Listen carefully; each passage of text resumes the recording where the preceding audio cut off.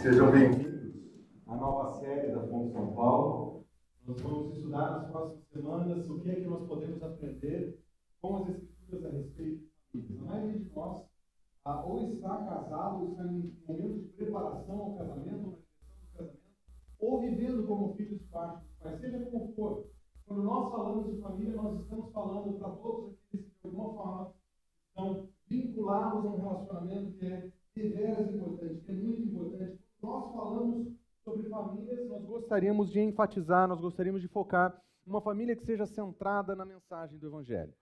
Nós gostaríamos de observar o que é que nós aprendemos com o Evangelho de Cristo Jesus e os seus ensinos, o que é que os apóstolos nos ensinam a respeito do que é um casamento. E talvez você esteja nos visitando hoje aqui e não saiba se você vai conseguir pegar a série inteira, são 5 mensagens, são 5 domingos. Então, se você é um visitante aqui e não sabe se você vai estar, eu queria dizer uma coisa para você, você vai perder muita coisa, porque vai ser muito legal. Vai ser muito bom passar esse tempo voltando para as Escrituras para poder aprender o que é que ela nos ensina sobre família, sobre como nós podemos desenvolver ambientes familiares onde o Evangelho possa possa fluir e expandir, um ambiente onde o Evangelho seja apresentado e vivido. Então, se esse é o seu caso e você não sabe se você vai estar aqui os próximos 5 domingos, eu vou fazer uma apresentação rápida da série. Nós vamos começar na primeira semana hoje falando sobre Efésios capítulo 5, versículo 21, e nós vamos conversar sobre aquilo que um casal precisa aprender, mas aquilo que nós vamos falar sobre o casal em si pode ser útil para a família toda. Nós vamos falar sobre o papel da esposa, usando o texto de Efésios capítulo 5, versículos 22 a 24. Nós vamos falar sobre o que significa ser marido, a partir do testemunho de Efésios capítulo 5, 25 a 33. Nós vamos falar sobre o que significa ser filhos, ou como viver como bons filhos em casa. E por fim, nós vamos terminar essa série dando bons conselhos aos pais. A ideia dessa série aprender biblicamente a como endereçar os desafios que nós temos na vida. Então, se você não sabe se vai estar aqui, eu quero que você saiba, nós vamos estudar Efésios capítulo 5 e 6 e nós vamos descobrir o que o Senhor nos ensina nesses textos. Mas se ainda assim você não tem informação suficiente para saber se você vai participar dessa série como um todo ou não, ou se porventura, quem sabe, você não esteja aqui, deixa eu usar algumas ilustrações para você. Quando nós falamos sobre o casal, usando o testemunho de Efésios capítulo 5, 21, nós vamos apresentar ferramentas bíblicas para como você reage à expressão "não vou nem falar sobre isso". Isso é muito frase de mulher brava, não é verdade? Quem nunca ouviu? Levanta a mão. É muito... Hã? O Murilo a Aninha está dizendo que o Murilo nunca ouviu, e o Murilo, com a opinião própria que ele tem, ele disse é verdade. Nós temos esse tipo de conflito o tempo inteiro. Não vou nem entrar nesse assunto. Não vou nem entrar. Como é que você reage? Serião, como é que você reage quando o seu cônjuge te dá uma atravessada que você sabe que lá no seu âmago é exatamente o que você tinha que conversar? Bom, nós vamos descobrir isso na primeira mensagem. Mas uma frase para esposas. Essa é a típica frase que é difícil para vocês ouvirem. Não fale assim comigo. Isso é muito frase de marido pistola, não é verdade? Você gastou no cartão de crédito, ele chegou para você e perguntou que compra foi essa, e você fala assim, o quê? Esse dinheiro é meu, eu faço com ele o que eu quiser. E ele olha para você e diz assim, não fala assim comigo. E quanto maior o espaço entre as palavras, maior a ira. Como é que você responde nesse dia? Nós vamos estudar sobre como responder nesse dia. Ou então você, marido, quando você escuta aquela frase, e aquela lâmpada que faz 6 meses que eu pedi para você trocar? Isso é muito frase de esposa aqui que está querendo pegar você na contramão. Está querendo pegar você no contrapé, não é verdade? Como é que você responde à sua esposa quando ela pergunta, e aquela lâmpada? E aquele detalhe na casa que tem que arrumar? E aquela compra? E aquilo que você falou que faria? Como é que você vai reagir? Ou que nós ouvimos ou falamos o tempo inteiro para os nossos filhos, vai fazer o que eu te pedi. Que é aquela frase que quanto menor o espaço entre os dentes, maior a ira também. Se você falar assim com a boca bem apertada, é porque é muito bravo. Você fala, vai fazer o que eu te pedi, meu filho. É a primeira vez. A 33ª vez, vai agora. A boca nem abre mais. Como é que você reage quando você tem filhos desobedientes? Ou o que você pode fazer para ajudá-los a ser obedientes? E por fim, a frase que toda vez nós escutamos como pais é: para de perturbar o menino. Essa é uma frase muito comum de mãe para pai, não é verdade? Para de perturbar o menino, você está irritando o garoto, para com isso, para de perturbar a menina. Como é que nós vamos interagir com esses problemas que são reais, que fazem parte da nossa vida, que talvez você diga que não aconteça exatamente desse jeito na sua casa, mas uma coisa é verdade: todos nós enfrentamos conflitos. Seja no ambiente geral da família, seja como esposas, os desafios de marido e esposa que são diferentes, dos pais criando seus filhos, ou dos filhos respondendo aos seus pais. A verdade é que nós precisamos de orientações que sejam centradas no Evangelho. Como é que nós vamos responder de um jeito que não seja somente cultural? Como é que nós vamos responder de um modo que não seja só fazer o que todo mundo fez, repetir o que meu pai fez, reaplicar o que minha mãe me ensinou, fazer como minha avó fazia, fazer como os meus amigos estão fazendo? Como é que nós criamos uma cultura dentro de casa em que nós respondemos em primeiro lugar: o que é que Cristo me ensina a fazer nesses momentos?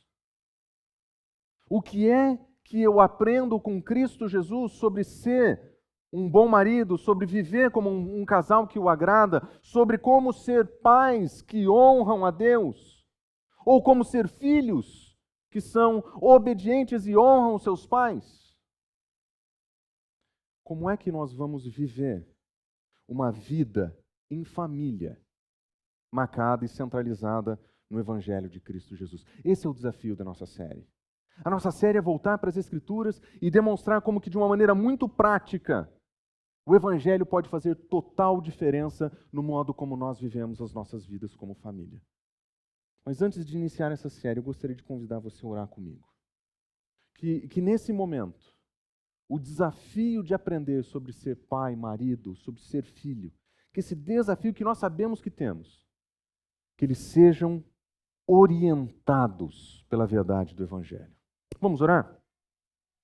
Senhor Deus, nessa manhã nós estamos diante do Senhor para engrandecer o Seu nome, reconhecer a Tua soberania, reconhecer tudo que o Senhor tem a nos ensinar, mas nós pedimos, Senhor, que enquanto nós estudamos sobre famílias, enquanto nós estudamos, Senhor, sobre como é que nós podemos fazer o nosso papel para glorificar o Teu nome dentro de casa, como maridos, esposas e filhos, Senhor, como é que nós podemos viver de um modo centrado e marcado pelo Teu Evangelho?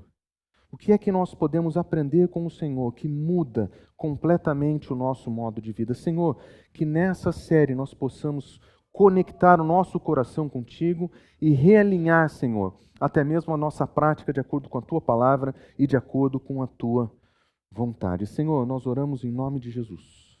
Amém. Nós sabemos que as famílias começam com escolhas. Geralmente começam com boas escolhas. Talvez você olhe para o seu lado hoje, para o seu cônjuge e fale assim: talvez não tenham sido as melhores, mas eu imagino que no fundo, a pessoa que você escolheu passar o resto da sua vida, ou a pessoa com quem você planeja passar o resto da sua vida, se você está nesse estágio, você fez isso por causa de escolhas. E são escolhas de todos os tipos, escolhas para casar. Gente, como tem escolha para casar? Vocês que já casaram sabem como que é.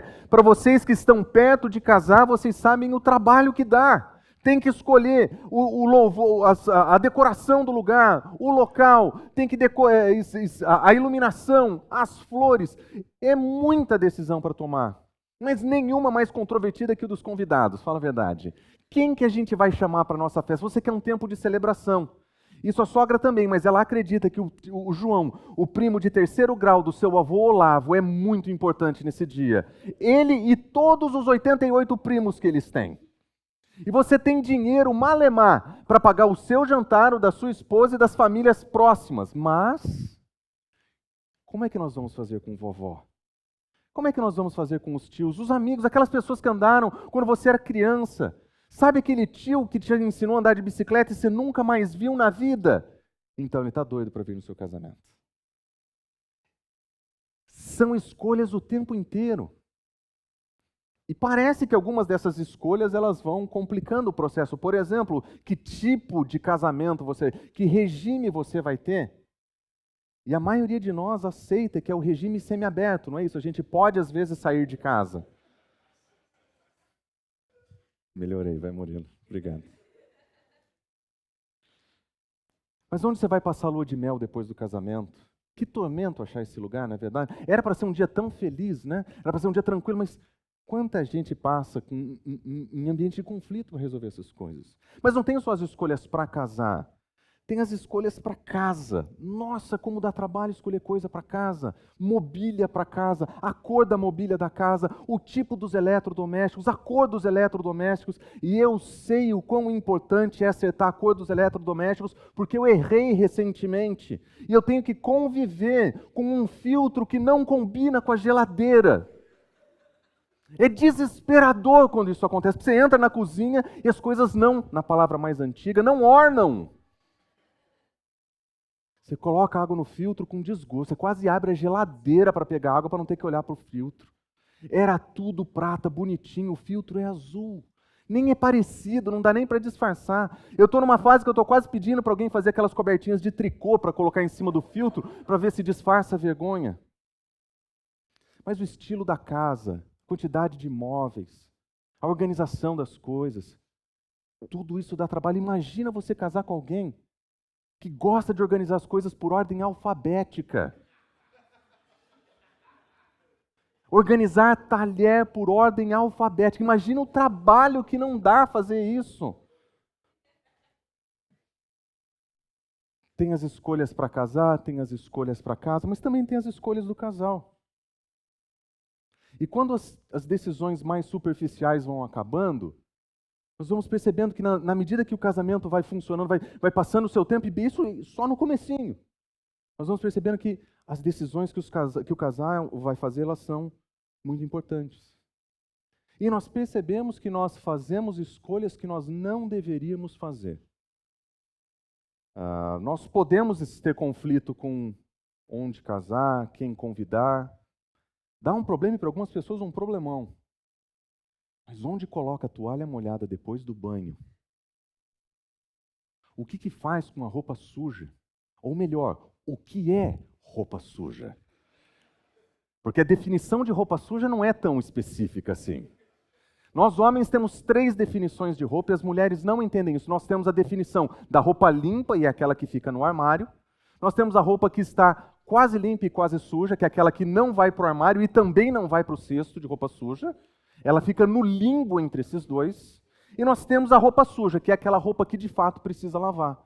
Essa roupa do meio é aquela que fica na sala. Essa é aquela que fica pendurada no banheiro, fica esquecida do lado da cama, às vezes debaixo da cama, se você presta menos atenção. Mas as mulheres têm 2 conceitos de roupa. A roupa que está no armário e a roupa que está para lavar. É isso. É só isso. E esse terceiro critério que nós usamos dá motivo de briga dentro de casa. Mas quando as brigas pequenas vão acabando, quando as implicâncias com o tubo da pasta, ou como que fecha a tampa da privada, como que usa-se os utensílios da casa, quando essas coisas vão passando, nós vamos perceber que nós tomamos algumas decisões que não fazem muito sentido. E de repente nós vivemos em conflito dentro de casa. O que era para ser a melhor experiência da sua vida encontra a realidade rapidinho. Não precisa de muito tempo depois da lua de mel. Não precisa. Eu lembro de um amigo que, voltando de lua de mel, entra em casa, depois de um dia cansado de trabalho, e ele abre a porta de casa no final do dia, e ele encontra sua esposa no sofá, lendo. E aquilo deixa ele profundamente irado. E ele olha para ela e fala assim: onde está o meu jantar? E na hora ela responde: na geladeira, se quiser vai esquentar.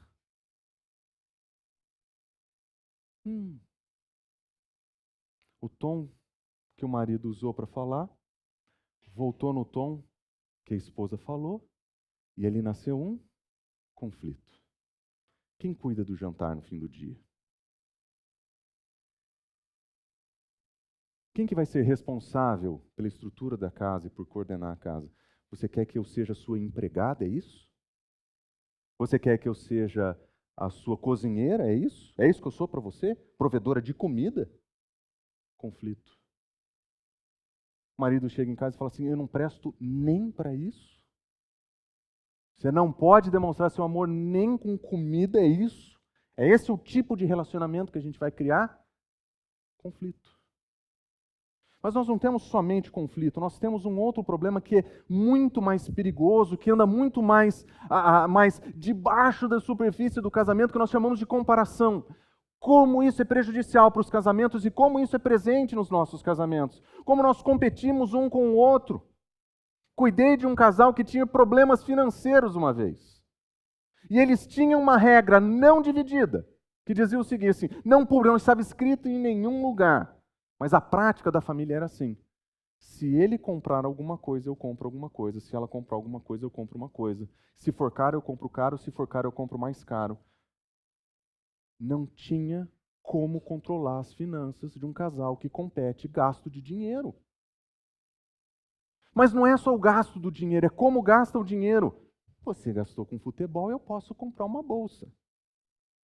Você gastou com uma viagem, você viajou para o seu trabalho, eu vou viajar com as minhas amigas. Competição. Competição de tempo. Você assistiu o filme a semana inteira? Você não para de usar o seu celular? E um fica contabilizando a vida do outro. Mas tem uma competição que ainda é muito pior, que é a competição do quem ganha mais. Que existe uma regra não dita também no casamento, quem ganha mais dá mais ordem. Quem ganha mais tem mais autoridade dentro de casa. Então, eventualmente, quem ganha mais dentro de casa diz, abaixa a bola que eu pago essa casa. Conflito, baseado em comparação. Tem um outro probleminha que aparece, que é a competição. Depois da comparação, nós começamos a competir. E nós começamos a fazer um negócio que é profundamente prejudicial para o casamento. Nós marcamos pontos. Não as matrimilhas são boas. Matrimilhas é um investimento que você faz no seu cônjuge. Isso é muito positivo. Mas é fazer contas. Eu já falei isso uma vez, já falei isso 2 vezes. Essa é a 3ª vez que nós temos essa conversa. E nós começamos a contabilizar os erros do outro. E nós montamos um diário mental, eu espero, né? Onde você mapeia todos os equívocos da outra pessoa. Até um ponto em que você chega ao seguinte, chega a dizer, não dá mais. Eu não consigo mais marcar. Competição é o oposto de parceria, que deveria ser o casamento. Mas dentro de casa essas coisas acontecem e elas minam o nosso casamento. Por quê? Porque elas são o oposto do que o casamento deveria ser. Casamento não era para ser conflito. Casamento não era para ser competição. Casamento não era para ser comparação. Esse não é o ideal que Deus tem para o casamento, mas esses são erros profundamente comuns. São escolhas que nós decidimos fazer, são escolhas que nós não deveríamos fazer, mas fazemos, que destroem os nossos relacionamentos, que minam e sabotam os nossos relacionamentos, porque nós não conseguimos crescer e fazer crescer aquilo que nós constantemente trabalhamos para derrubar. Nós queremos construir alguma coisa junto, alguma coisa que dure, alguma coisa que seja para sempre, mas à medida que as coisas começam a crescer, os conflitos vêm e se derrubam essa casa em processo de construção. Não existe andamento nesse casamento, não existe crescimento nesse casamento, não existe edificação mútua. Tudo o que existe é conflito e desespero. Não é à toa que as pessoas dos nossos dias dizem que casamento é sinônimo de infelicidade, que casamento é sinônimo de perda de tempo, de perda de vida, de perda de liberdade. E triste é que muitos dos nossos cristãos concordam. O triste é que muitos dos nossos cristãos não somente concordam, eles viveram exatamente essas realidades e romperam seus casamentos por excesso de conflito e de problema. Mas nós temos esses conflitos e nós temos esses problemas, porque debaixo da superfície das escolhas mais profundas que nós estamos fazendo, nós vamos encontrar que existe uma disputa por poder. Pode prestar atenção, a maioria dos conflitos que você tem na sua casa são disputas de poder. Quem é que manda aqui? No fundo, não é o dinheiro. No fundo, não é o tempo. No fundo, não são as atividades da vida. No fundo, nós queremos responder a pergunta: quem é que manda? E nenhum de nós aceita não mandar. Nenhum de nós aceita não ser o chefe ou responsável do nosso relacionamento. Nenhum de nós está disposto a abrir mão do controle que nós gostaríamos de ter nos nossos casamentos. Porque nós queremos controlar os nossos relacionamentos. Nós queremos que o nosso cônjuge nos obedeça. Nós queremos que ele responda às minhas ordens. E nessa disputa de poder, nós vemos que a nossa dedicação não é para a manutenção da família, mas da nossa soberania dentro de casa, do nosso poder e do nosso controle. Nós brigamos porque nós queremos estar em primeiro lugar. O problema é que esse modo centrado no eu, centrado nas nossas vontades, centrado naquilo que é melhor para nós, é o caminho mais rápido para se destruir qualquer relacionamento. Se você entrar em qualquer relacionamento e fizer de você o centro, você vai destruir o seu namoro, o seu noivado e o seu casamento. Você vai destruir. Porque se as outras pessoas existem para fazer você feliz, para fazer você satisfeito, para fazer você ser melhor, bem-sucedido, você não quer um casamento. Você quer um coach. Você não quer um casamento, você quer alguém para competir. Parceria é doação, não é cobrança. E é interessante que o Evangelho nos ensina um princípio tão fundamental para a vida, tão fundamental para o casamento, que se nós aprendemos isso cedo, antes de casar, se nós aprendemos isso cedo nos nossos casamentos, muda a história de como nós vamos viver a nossa vida familiar. O princípio que o Evangelho nos ensina é o seguinte: você tem que aprender a escolher perder. Você me ouviu bem. Eu sou o coach das avessas. Eu não vou ensinar você a ser bem-sucedido. Eu vou ajudar a nossa igreja a entender que o Evangelho nos ensina um paradigma que para esse mundo parece estar de cabeça para baixo, mas é esse mundo que está de cabeça para baixo.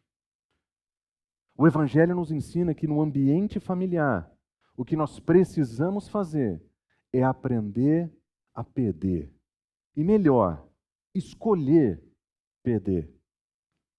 Porque quando nós escolhemos perder, nós vamos aprender que isso significa ganhar.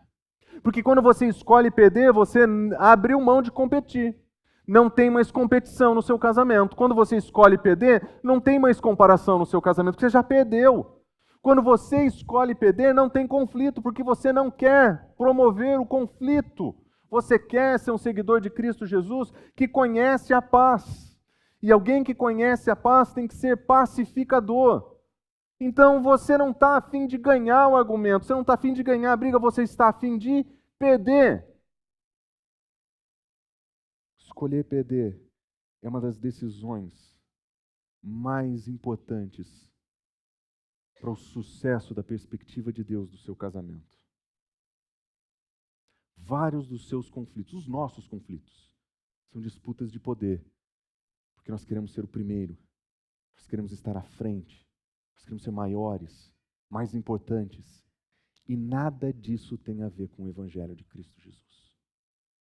Então, o que é que o Evangelho nos ensina? Bom, a primeira coisa que o Evangelho nos ensina é que nós somos todos iguais nas coisas ruins. Você fala assim, você não conhece o meu marido, você não conhece a minha esposa. Não preciso. Quando eu olho para as Escrituras, eu sei com quem eu estou falando. Eu estou falando com pessoas que, em função da sua natureza pecaminosa, são pessoas ruins. Não importa se é bonitinho, cheirosinho, se vem arrumado na igreja. Não importa, o coração é marcado pela presença do pecado. Gosta de fazer as coisas erradas e gosta de fazer do jeito ruim. Esse é o seu cônjuge, isso é você, isso sou eu. Nós somos iguais no pecado. Quem que é melhor no pecado? Quem que é mais ativo no pecado? Quem é mais pecador? Da perspectiva de Deus, basta uma mentira e nós seremos eternamente condenados. Se você tem mais que uma mentira no seu currículo, você já está mais do que eternamente condenado diante de Deus. Esse é o mal do pecado, essa é a destruição que ele promove. Mas o Evangelho de Cristo Jesus nos ensina que nós somos amados assim. Deus prova o seu próprio amor quando Ele dá Cristo Jesus para morrer no nosso lugar quando nós éramos pecadores. Cristo não morreu por mim e por você porque você era bonitinho, arrumadinho, tinha sua vida em ordem. Jesus Cristo morreu por você porque você não presta, porque no seu pecado você vive desagradando a Ele. Nós fomos resgatados de uma condição para a qual nós não conseguimos sair sozinhos. Mas Jesus Cristo não somente nos resgata do pecado. Jesus Cristo, Ele nos dá uma novidade de vida a ser vivida. Ele não pega a gente do lamaçal, coloca na estrada, sem a intenção de tirar a lama que ficou com a gente. Ele quer que os seus filhos vivam novidade de vida. Uma vida que representa quem Ele é. Uma vida que é marcada pelo amor que Ele tem. Uma vida que é marcada agora por uma nova vida. É algo novo. É diferente desse mundo, é diferente do pecado. E no casamento é diferente do conflito, é diferente da comparação, é diferente da competição. No casamento agora é um outro modo de viver, que influencia todas as partes da nossa vida, incluindo os nossos relacionamentos. Agora a nossa vida tem que gerar frutos que são dignos dessa salvação que nós recebemos. É isso que o Evangelho nos ensina. Que nós temos que ter um tipo de comportamento diferente do que nós teríamos se nós não tivéssemos conhecido a Cristo Jesus. Ou seja, se você hoje conhece a Cristo Jesus e Ele é o Salvador da sua vida, a expectativa que o Senhor tem de você é que você não viva igual vivem as outras pessoas que não o conhecem. Nós não podemos basear o nosso casamento, o nosso tipo de casamento e os nossos relacionamentos nos padrões desse mundo. Os padrões desse mundo são tóxicos. Os padrões desse mundo são terrivelmente destruidores. No mundo existe masculinidade tóxica, no mundo existe abuso, no mundo existe depravação, imoralidade, no mundo existe desgraça atrás de desgraça. O nosso casamento não pode ser assim, porque nós somos chamados para uma novidade de vida. E tem uma coisa que o Senhor Jesus Cristo nos ensina no Evangelho, que vai transformar o modo como você vê o seu casamento, se você prestar atenção, porque ele diz o seguinte: quem quiser salvar a sua vida, vai perder. Mas quem quiser perder a sua vida por causa de Cristo, vai encontrar. Quando eu falo para vocês que a visão do casamento apresentada nas Escrituras, que ela parece estar de cabeça para baixo, é porque nós olhamos a partir da perspectiva desse mundo caído. Que da perspectiva do nosso Senhor, perder é ganhar. A nossa vida com o Senhor Jesus Cristo começa quando nós decidimos perder. Eu já não quero mais a minha vida, eu já não quero mais o meu egoísmo, eu já não quero mais os meus métodos, os meus modos. Eu quero encontrar salvação genuína e verdadeira em Cristo Jesus. Então eu vou parar de tentar ganhar na vida. Eu vou decidir perder por causa de Jesus. E Jesus está dizendo, quem começa perdendo é quem começa ganhando. Aqui é o início da nossa jornada com Cristo Jesus, nós decidimos perder. E o que isso significa para os relacionamentos que os cristãos desenvolvem uns com os outros? Paulo vai dizer, o fato de ter conflito entre vocês significa completa derrota. Por que vocês não preferem sofrer a injustiça? Por que vocês não sofrem o prejuízo? Por quê? Ele basicamente está dizendo o seguinte, vocês estão brigando entre vocês porque nenhum de vocês topa perder. E ele está dizendo, o fato de que existem cristãos levando os seus irmãos para os tribunais desse mundo, para colocá-los no pau, é a evidência de que nós não sabemos seguir a Cristo Jesus. Nós estamos processando uns aos outros, nós estamos gerando conflito um com o outro, porque nós não entendemos que da perspectiva de Cristo Jesus, perder é ganhar.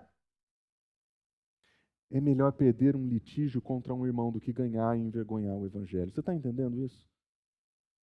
Que é melhor perder um conflito com seu irmão de igreja do que ganhar e envergonhar Cristo Jesus. O critério do Evangelho é diferente.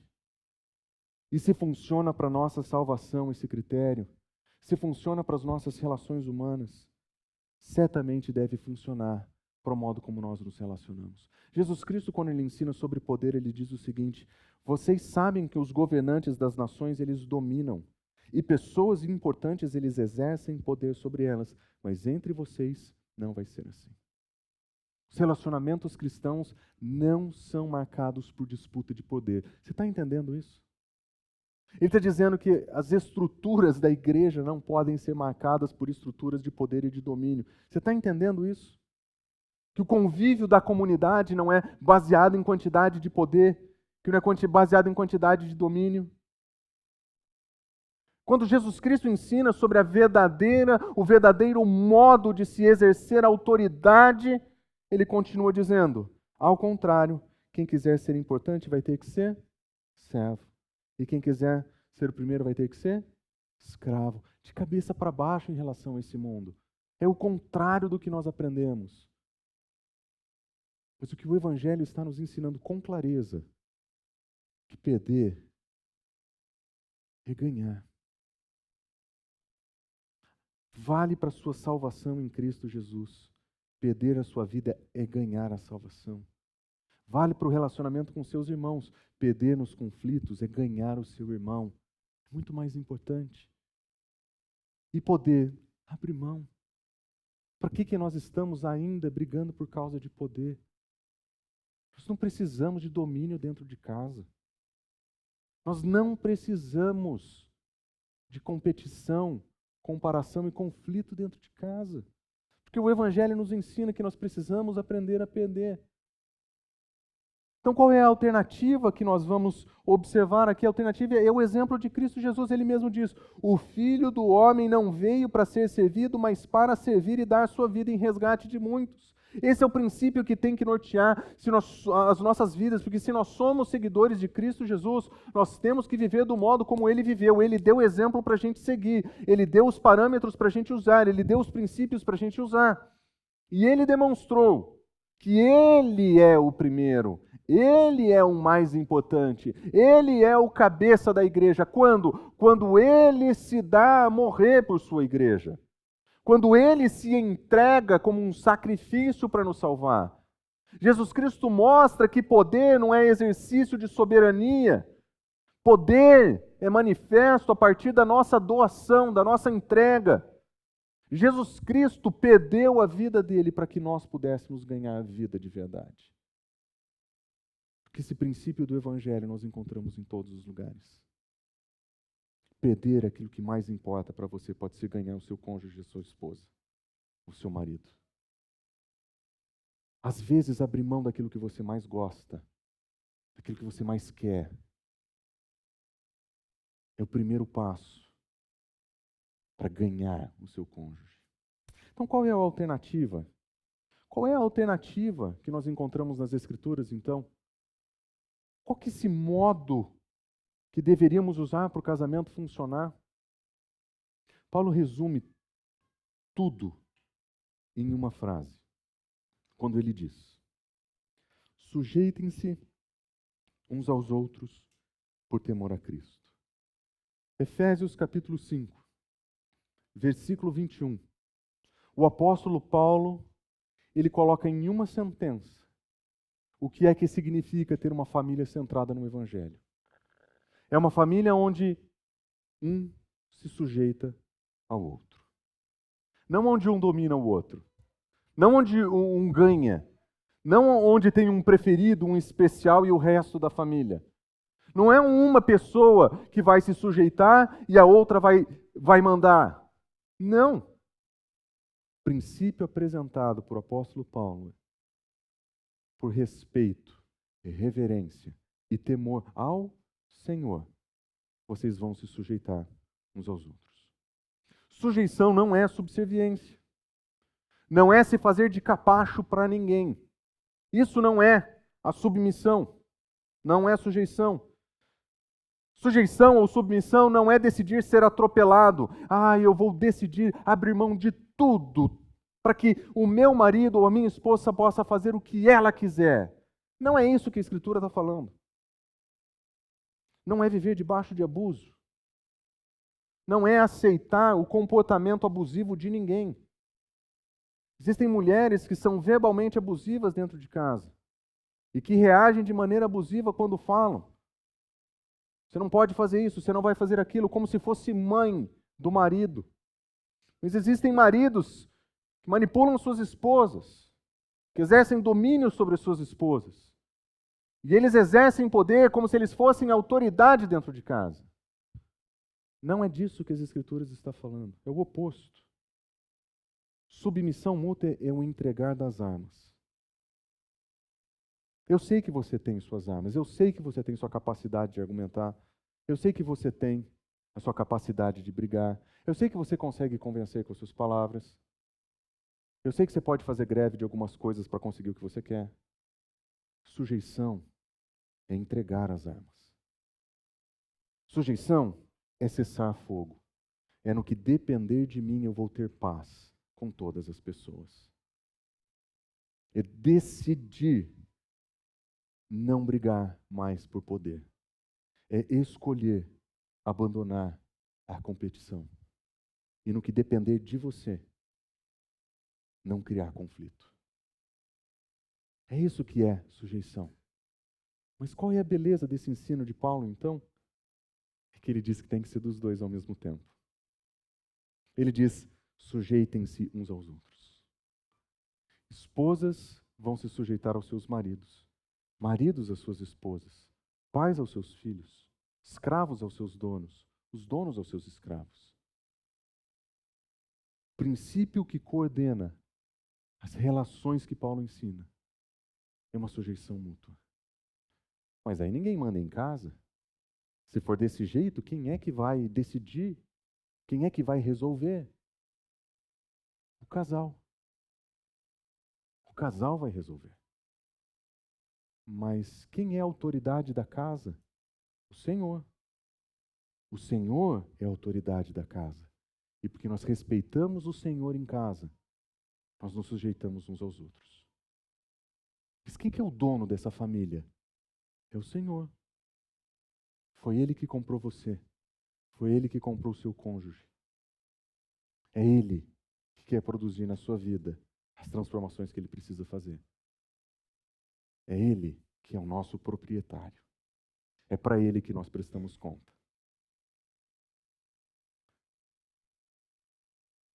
Sujeitar uns aos outros é escolher perder. É escolher perder seu tempo. É escolher perder seus hobbies. É escolher perder promoção no trabalho, porque você prefere a sua família que o seu trabalho.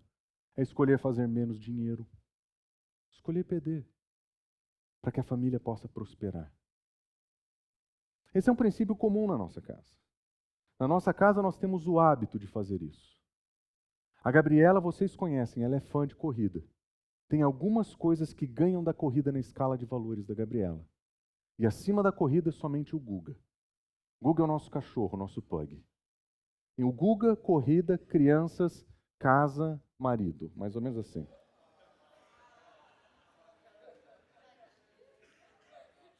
Que bom que vocês estão prestando atenção, vocês estavam muito silentes. Mas ela gosta muito de correr. E é algo que ela sempre gostou de fazer. E por um período ela decidiu que correria menos, que abriria mão dos seus treinos para poder ter mais tempo em casa.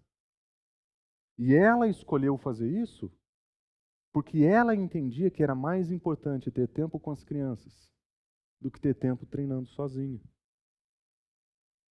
Essa é uma escolha que custou para ela muita coisa que ela gosta. Mas o tempo passou. As crianças estão cada vez mais independentes. E cada vez mais existem oportunidades para ela incluir na rotina dela o treinamento. Isso significa que sábado de manhã ela vai fazer longos períodos de treinamento, fica horas fora de casa correndo. Se nós estivéssemos competindo, nós iríamos anotar isso e falar, bom, eu fiquei com as crianças no sábado de manhã, terça-noite eu vou ter reunião, você fica com as crianças e a gente vai marcando pontos, assim, para não desequilibrar o casamento. O que eu puder fazer para que ela possa treinar, se eu precisar ficar mais com as crianças, eu vou fazer, para que ela possa prosperar. Não me importa se foi mais tempo ou menos tempo, até porque eu sei que lá em casa sou eu que gasto mais. Sou eu que tenho mais noites ocupadas, sou eu que mais saio de casa, e ela nunca olha para mim e diz, olha, tá vendo? Eu cuidei das crianças na segunda, na terça e na quarta, então agora eu vou sair com as minhas amigas na quinta e na sexta. Claro que não. Isso é competição, não vai levar a lugar nenhum. Como é que nós podemos colocar esse princípio da submissão mútua na prática? Como é que nós podemos fazer com que esse modo de viver seja o modo de viver da sua família? Eu vou dizer para você uma pergunta, que se você aprender a fazer, você vai mudar o seu casamento. É uma frase, uma pergunta que nós usamos com frequência na nossa casa. E eu garanto para você, vai fazer total diferença na sua vida. A frase é essa: como que eu posso te servir hoje? É só isso. É só isso. Ao invés de competir e criar atrito, vamos usar o exemplo de Cristo Jesus, que não veio para ser servido, mas para servir e dar a sua vida em resgate de muitos. Como que eu posso servir você hoje?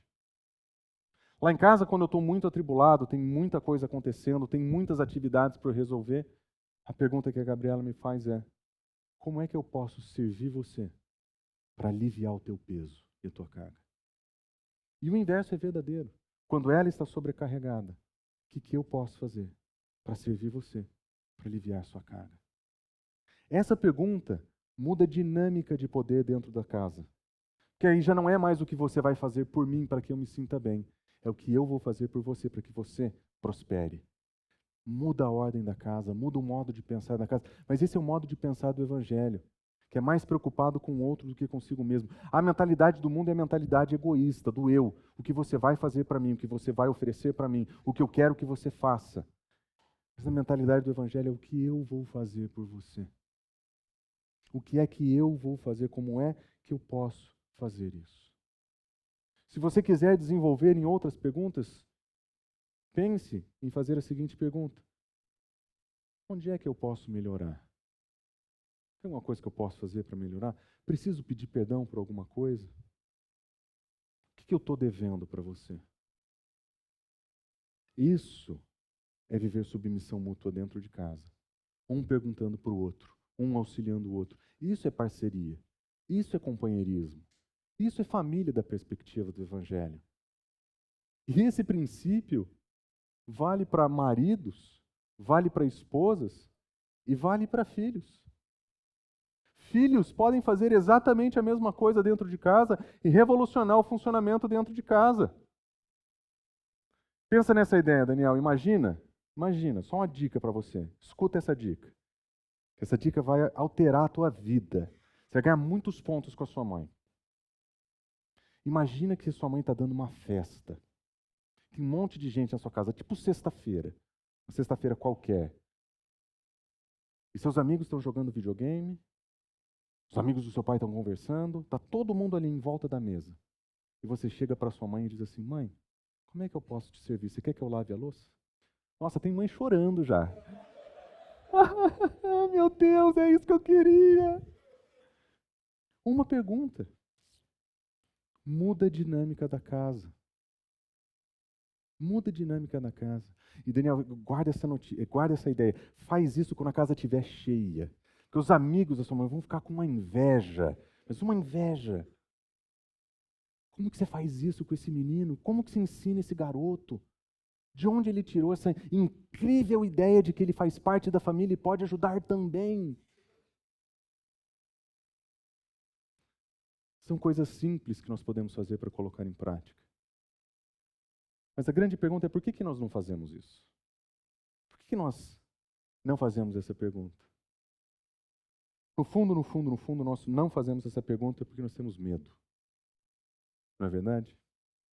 Quando você diz o que eu posso fazer para te servir, o que eu preciso fazer para melhorar, eu estou devendo alguma coisa, se você fez essa pergunta honesta, você está morrendo de medo da resposta que você vai ouvir. Fala a verdade. O que eu posso fazer para te servir? É claro que não vai vir, vá jogar futebol, meu marido amado. Não é isso. Isso não vai ser serviço para ela. O que ela vai dizer para você? Eu preciso que você desentupa a caixa de gordura. Eu preciso que você coloque os quadros na parede. Aí você fala, eu não vou fazer essa pergunta, porque se eu fizer essa pergunta, eu vou ter que fazer coisa que eu não gosto. Eu não vou fazer essa pergunta, porque se eu disser que eu tenho que servi-la, eu vou ter que servi-la. Eu vou ter que fazer coisa que eu não quero. O que eu posso para te fazer hoje, querida?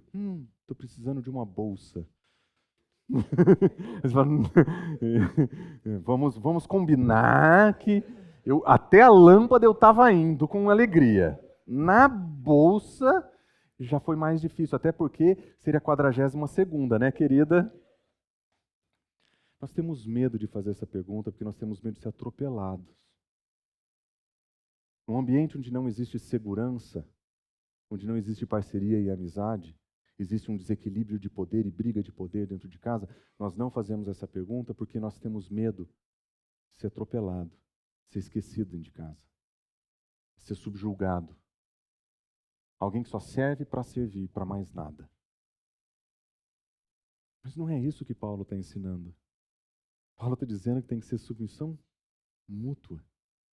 São os dois, ao mesmo tempo, fazendo a mesma coisa. Hoje eu vou cuidar de uma lâmpada, amanhã eu vou cuidar de um quadro, amanhã vai ser a vez dela de comprar um livro novo para mim. Cada um com um serviço. Gente, são gestos pequenos que mostram que você se preocupa, que mostram que você está atento. É um crepe de Nutella no meio da tarde. É uma saída com as amigas para fazer alguma coisa. É liberdade de poder sentar com os amigos para conversar sobre a vida. Alguns de vocês adoram fazer exercício, não fazem porque se sentem estorvando o relacionamento. Às vezes é sair jogar bola. São os dois servindo um ao outro. O problema não é o futebol. O problema não é a bolsa. O problema é que nós queremos conflitar por causa dessas coisas. Tem dia que não dá para jogar futebol. Tem período que não dá para comprar bolsa. Mas sempre dá para servir. Sempre dá para servir.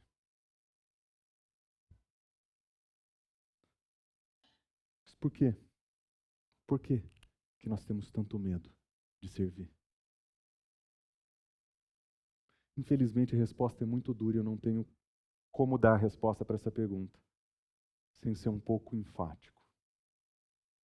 Nós temos medo de fazer essa pergunta porque nós não aprendemos a amar. Nós não amamos como convém. No fundo, nosso problema é que nós não sabemos amar da maneira correta. Nós não compreendemos a extensão dos compromissos exigidos pelo amor. Nós não contemplamos a amplitude que o amor deve ter dentro de casa. E pior, alguns de nós sequer sabem dizer se experimentou o amor desse jeito um dia. Mas eu quero dizer para você o seguinte: se você conhece a Cristo Jesus, você tem a fonte inesgotável de amor. Você tem em Cristo Jesus tudo o que você precisa para aprender a amar. Porque em Cristo Jesus você tem um Pai amoroso, você tem um Redentor amoroso, você tem um Consolador amoroso. Um Deus que te ensina a amar se doando. E se você conheceu a Cristo Jesus genuinamente, você já conhece e desfruta do melhor e do maior amor que existe. Ele já nos tirou do lamaçal. Ele já nos deu uma nova vida. Ele está limpando algumas arestas na nossa vida, com certeza. Mas nós precisamos aprender a colocar esse amor em prática. 1 João diz o seguinte: no amor não há medo, ao contrário, O perfeito amor lança fora o medo, porque o medo pressupõe castigo. Bingo! Você morre de medo de se colocar a serviço do seu cônjuge, porque você teme ser castigado por isso, você teme sofrer por isso. Pois no verdadeiro amor não existe medo. No verdadeiro amor, nós abandonamos os nossos medos, porque nós estamos em um relacionamento de mutualidade. Amor em mutualidade destrói o medo. Aquele que tem medo não está aperfeiçoado no amor. Nós temos medo porque nós pensamos nas possíveis consequências que poderiam acontecer se os nossos cônjuges nos tratassem como nós gostaríamos de tratá-los. E o que nós temos é que aprender que no Evangelho de Cristo Jesus, nós seguimos o exemplo de Cristo Jesus e nós amamos e amamos até o fim. E o nosso Senhor Jesus, quando Ele amou até o fim, o que é que Ele fez? Ele colocou sobre Ele uma toalha nos ombros, pegou uma bacia de água e o que Ele fez? Lavou os pés dos discípulos. Por que é que Jesus fez isso?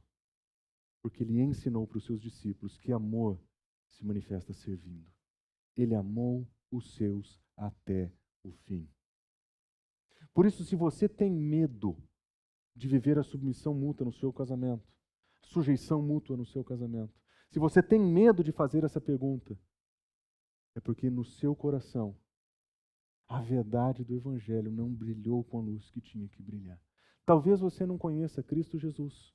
Talvez você não conheça o Deus de verdade. Mas se você conhece a Cristo Jesus, você já tem tudo o que você precisa para virar o seu casamento de cabeça para baixo e usar os princípios do Evangelho para prosperar e crescer no seu casamento, para de fato edificar uma casa que agrada ao Senhor, uma família que vive centrada no Evangelho. A pergunta que fica então é: você está pronto para lançar fora o medo e aprender a amar de verdade o seu cônjuge? Porque se você tiver, eu garanto para você, esses princípios vão revolucionar o seu casamento. Vai mudar a dinâmica da sua casa. Vai mudar o modo como seus filhos lidam com você. Porque o Senhor Jesus não faz transformações pela metade. Quando Ele nos tira do lamaçal e quando Ele nos coloca em pé, firmes no seu amor, e Ele nos oferece uma novidade de vida, Ele não faz isso para a gente ter casamentos medíocres. Ele não faz isso esperando que a nossa vida profissional seja uma maravilha e a nossa vida familiar uma porcaria. Ele faz isso esperando que nós sejamos cada vez mais parecidos com Cristo Jesus. E quanto mais parecidos com Cristo Jesus nós formos, mais nós vamos nos doar, mais nós vamos nos sacrificar pelos nossos cônjuges, porque é isso que nós aprendemos com o Evangelho. Quer ter uma família centrada no Evangelho?